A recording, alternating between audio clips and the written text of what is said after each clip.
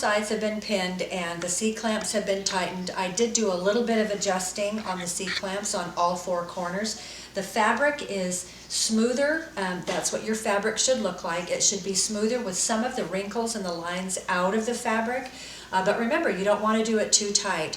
One way you can tell is by holding the quilt up and putting your hand on the bottom layer and pulling up, and you can see your fingers and you can feel how tight or loose the fabric is. It should be loose enough that you should be able to see your fingers through the top fabric, through the other layers.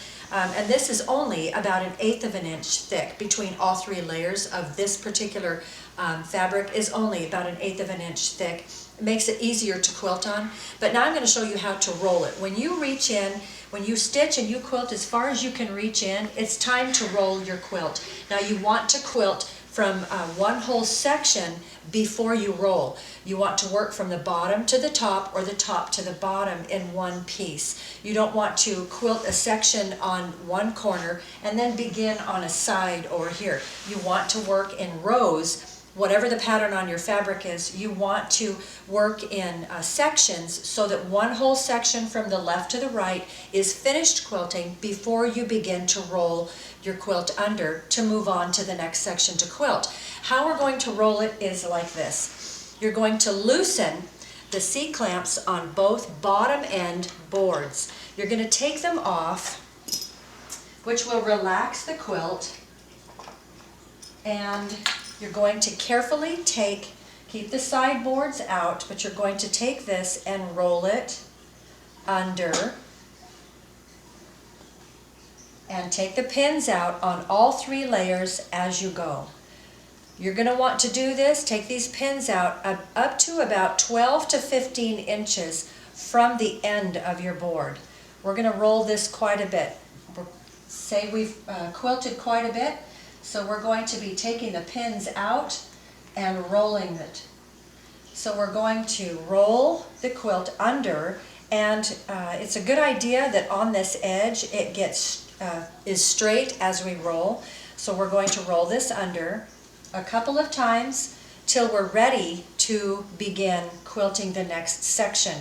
When you have rolled as far as your stitches are, and be careful not to roll it right up to the edge. This is the end of the board, and you want your stitches to come out this far so that you begin stitching the next section a little ways out from the board. It's too hard to quilt under the roll where the board is, so you're going to want to begin right there. So once you get this rolled where you want it to be, now you're going to attach the C-clamps again. Again, they go underneath, and you're going to attach them just enough to be tight, and then you'll do another adjusting. So once this is on, I'll put the other one on,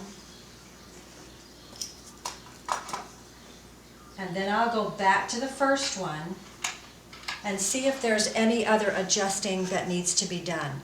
Sometimes the boards will work their way in, so I'll pull it out, and then I'll tighten it one last time. The same with the other board. I may need to adjust and pull the boards out a little more to make it a little tighter, and then I'll fix it and adjust it, and it's ready to go. Now I'm ready to quilt my next section. Now once I get my quilt all finished, in other words, once I have it all pinned before I roll it, I'm going to put it in a place where I can quilt. Now what I like to do is, I like to use my sofa,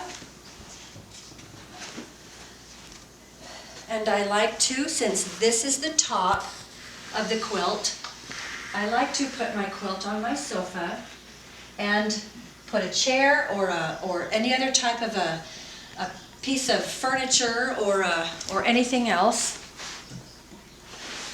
under the end of it so that I can quilt.